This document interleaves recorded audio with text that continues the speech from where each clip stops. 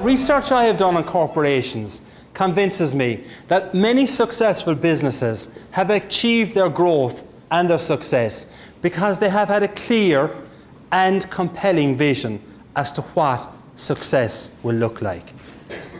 Now, as an Irishman, it might not surprise you to know that I'm a keen imbiber of a very famous black drink. There are few things in life that give me greater pleasure than going to my local establishment, ordering my favourite drink, waiting patiently for that drink to be poured, and then, before I take my first satisfying sip, I ponder.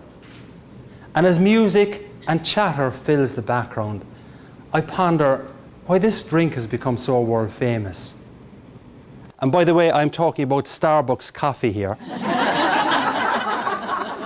The reason why Starbucks coffee has become such an amazing brand is because of the clear and compelling vision of the driving force behind Starbucks, Howard Schultz. In 1987, when Howard Schultz came to Chicago to open the first Starbucks unit outside of the Seattle area, he was walking the streets of Chicago with a colleague of his, and he said to that colleague, "In 5 years' time, everyone on this street would be walking around with a Starbucks cup in their hand."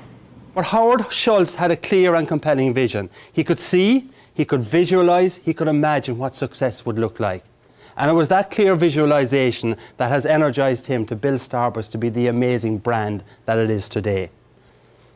The question for you is, in your business, do you have a clear and compelling vision as to what success will look like?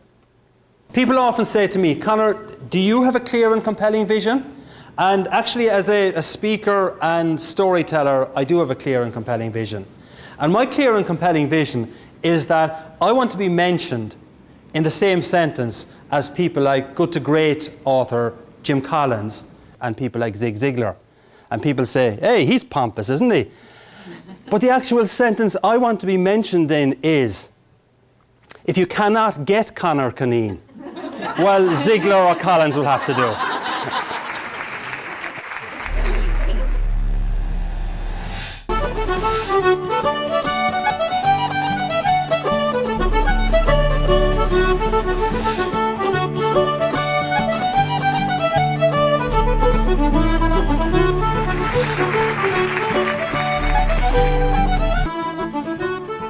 What do I want my attitude to be when things go wrong? You're not going to say, "I want to be annoyed, I want to be upset."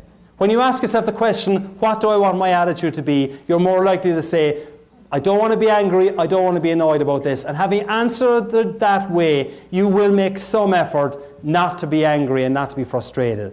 And I'll give you an example where it helped me a couple of years ago.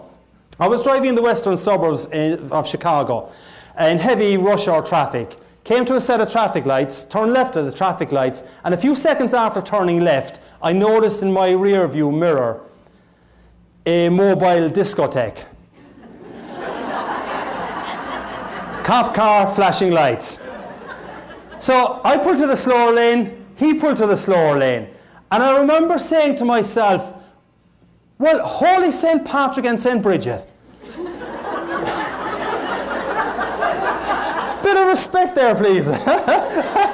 Holy St. Patrick and St. Bridget, what could that fine officer of the law want from an upstanding citizen like me?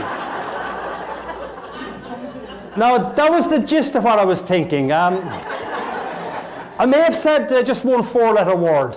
But for those of you whose mind is in the gutter, the word was oops.